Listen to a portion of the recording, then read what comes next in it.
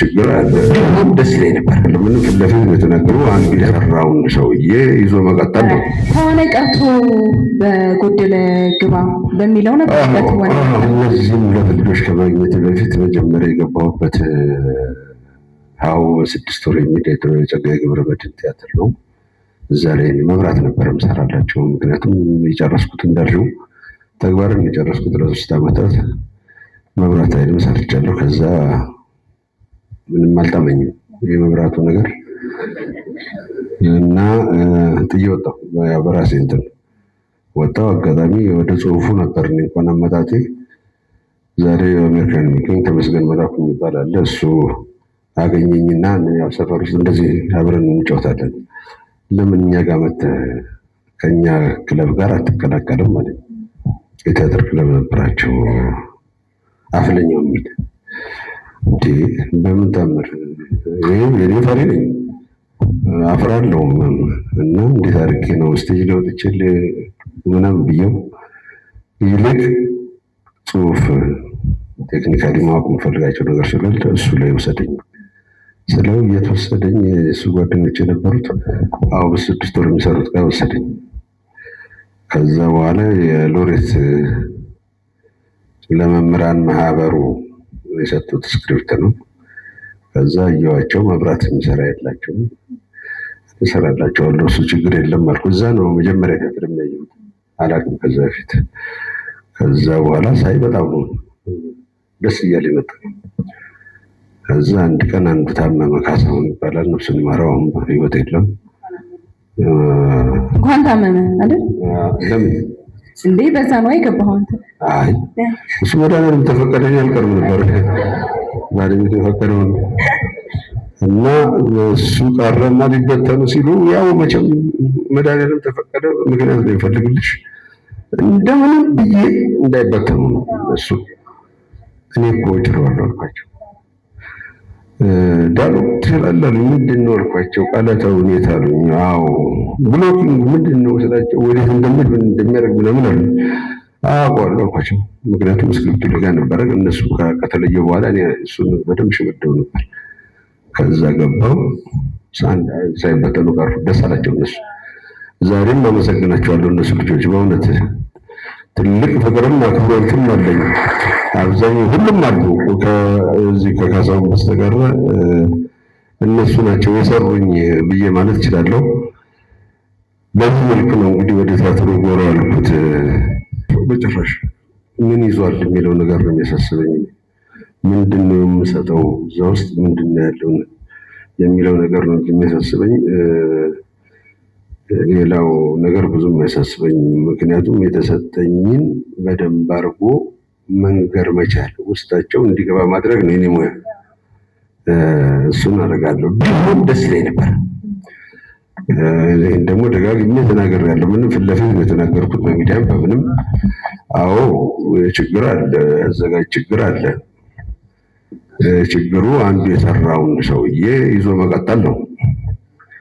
እኔ ያኛው ብዙ መናገሩን ባልፈልገውም ግን መናገር ስላለብኝ አንዳንዴ መናገርም ጥሩ ነው ብዬ አስባለሁ እና ለበጎ ስለሆነ የምናገረው ዳይሬክተሮች ላይ ችግር አለ። አንዱ የሰራውን ይዞ መሄድ በጣም ሄደው በካፖርትና በጋቢ አረጀው በእውነት ላይ ለነሱ እንጂ ባናኖሬ ከሰዋለሁ። እሱን ያስከፋል እንዳልሽው ያስከፋል። ግን ወላድ በድባብ ትሄድ ህዝቡም ብዙ ነው ምን ነው። ስለዚህ እቺኛው ሀዘንሽ ታስረሻዋለሽ በዚህ ትክክል። ግን ደግሞ በካፖርትና በጋቢ ብቻ ሳይሆን በቁምጣና በጆሮ ጌጥም አይተናል። ወፌ ቆመች ላይ ወፌ ቆመች እንዴት ነበር? እንዴት የወፌ ቆመች ዳይሬክተር በዛ ባልተለመደው እንግዲህ አንተን ካየንበት በጣም ነው ያሳየን። እግዚአብሔር ይስጠው። በወቀስናቸውም እንደዚህ አይነት ደግሞ ዳይሬክተሮችን ስናገኝ ማመስገን አለብን አይደል? እንዴት አሰበ? አሁን ወዳጄ ነው እሱ፣ ብዙአየሁ እሸቱ ይባላል። እኔ ልይዞኝ ልሰራው ነበር በዚህ እድሜ አድርጌ ለምን አልጫወተውም እና ከዛ በኋላ አዘጋጆቹ ራሳቸው ይመጡ የለም ወይ ብዬ አስቤ በነበረበት ሰዓት እሱ ይዞ መጣ። ስለዚህ እግዚአብሔር ያዘዘልህ ነው ብዬ ከእሱ ጋር ተነጋገር፣ ተስማማን። በፍቅር ነው የሰራነው። ውጤታማ ህዝቡ የሚወደደው ስራ ስለሆነ ተከሽበታለሁ በሱ። እውነት ነው። በጣም ነው የወደድነው። አንተን ከለመድንበት ወጣ አድርጎ ያሳየን ነገር ነው። አባዬ የጃንሆይ በጣም የቅርብ ወዳጅ ነህ ነበር። አሁን ቅድም አልቅሼ ነው የገባሁት። ምን ነው ግቢውን ሳይ አይደለ? ስንት የተመላለስክ እዚህ ግቢ? 66 አብዮት ሲፈነዳ የዛ ጊዜ ወጣው ቀረ። እስቲ ከዛ በፊት ከጃንሆይ ጋር ማትረሳው ገጠመኝ አጫውተን። ከጃንሆይ ጋር የቱን ላጫውትሽ? ብዙ ነው። እኔ ወደ በስተመጨረሻ ላይ ያለውን ልንገርሽ። እኔ በተባታ የማስቀደሻ ስወጣ እሳቸው ስላሴ ሲወጡ መንገድ ተላለፍንና ተገናኘን። በኋላ መኳንንት ያሉኝ ዛሬ አይበሉኝና እውነቱ ቦታ ነው ያለው እሱ። አይዞህ እና መኳንንት ዛሬ እፈልግሃለሁ፣ ህልም አይቻለሁ እና ቡና እየጠጣን እናወራለን አለኝ። ሲደርሽ ልውጣ አልኩና ወጥቼ ገባሁልሽ። በኋላ ዝም ብሏል። መቼም ዛሬ ይዘንና መሬት ያለ ኃይልዬ ምን ነው አልኩት። ኃይልዬ ነው ማለት ድሮ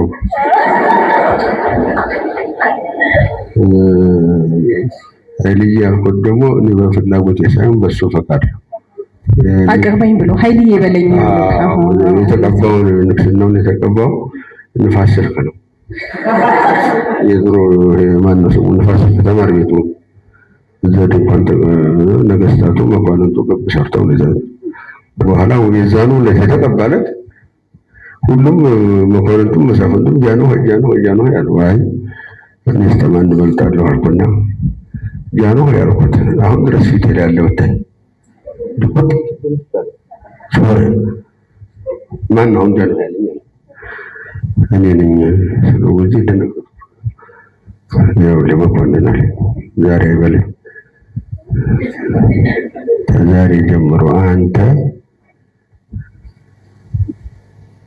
ጃንሆይ ያልከኝ እንደው ባዳ ትመስለኛለህ። የማቅረቡን እኮ ባዳ ትመስለኛለህ። ስለዚህ ዝም ብለህ ኃይልዬ በለኝ አለ። ከዛ ወዲህ ኃይልዬ ነው የምለው። ቃችሁ ሌላ ነው። አዎ ይመስገነው። በኋላ ልጅ ተገባንና ብዙም አልቆየን። ቁርሱም ቀርቧል። ነፍሷን ይመረው ቡና እያፈላኝ ነው። ቁጭ በሉ ተባለና ስንልልሽ እንደቀረበ መጡልሽ ተንጋግተው ለማናቸው ደርጎቹ መጡልሽና አንብብ ተባባሉ። በኋላ እንዲቀና ብሏል። አሁን ድረስ ፊት ላይ ያለ እንድች ብሎ ነው ያየው። እሱ ህልሙ ነግሮታል። ከዛ በኋላ ናና እንነጋገር ብለው ወጡ። ምን እንደማየው ኃይል ያልኩት ቀበቶ ሲበጠስ አይቻለሁ አለኝ። ቀበቶ ተበጠሰ። ምን መቆሚያለሽ? በቃ ቋለቀ። እንዲህ ነው ሰውነት የተረገፈገፈ።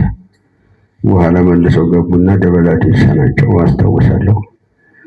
ለግርማዊ ቀዳማዊ ኃይለ ሥላሴ በቅርቡ የተቋቋመው ደርግ ሀገሪቷን ወደ ተሻለ የእድገት ጎዳና ለማሸጋገር የእርሶ በስልጣን ላይ መቆየትን ክፋት ስለሆነ አየሽ ንግግር ደርግ ወዳዘጋጀለት ስፍራ ይሄዳሉ ተባለ። ከዛ ተነሳንልሽና እኛ ሲያስተማርናችሁ ሀገሩን እንድትለውጡ አይደለም፣ ምን ችግር አለ እንለቃለን እና መኮንን አለኝና አብረን ወጣን። ቤተ መንግስት በር ላይ ደረስን።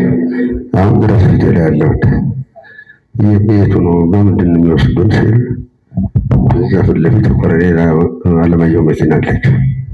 እሷ መጣች፣ ቆመች። ግባ አሉኝ። እኔ መጀመሪያ ገባሁ። ወንሰለች አሁን መኪና እያለ አሁን በቅርብ አይተሻል፣ በየቦታው አይደለም ያ ሁሉ እያለ እሱን አስገቡት። እኔ ገባሁ። እዛ እሱ ገባ።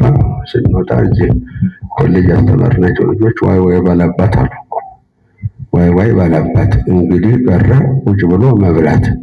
እኔ አንድ ቀን ምሳውን ቁርሱን ዛሬ ነው ህልም ስላየ ነው ቁጭ ብሎ የጠበቀኝ እንጂ ቆሞ ነው የማገኘው ሁሌ።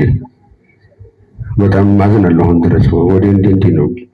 ተግቢ ወጣንልሽና ስንሄድ ያ ሁሉ ደረት እየመቱ ተመልከች ሽሜ ሽሜ ሽሜ ሽሜ እያሉ እንዲያው ሽምግልናን እንትን ማቆሸሻቸው ነው። ማን ያገኘዋል? ዛሬ 30 አድቬንቸር ሆነ እኮ 30 አድቬንቸር ሜርግ ባሞራ ይባላል። 30 ሞላው ተብሎ እና ከዛ ወጣንልሽ አራተኛ አስገቡን። አራተኛ ገብተን ሶስተኛው ቀን ላይ 60 ተረሸነ። በአራተኛው ቀን ላይ መጡልሽና እኔ አምባሳደር መኮንን አሁን ድረስ ፎቶ ይሰማኛል። አምባሳደር መኮንን ትፈልጋለህ ማንም ይፈልጋኝ ብዬ ስወጣልሽ እንትና ማነው ሻለቃው መንግስቱ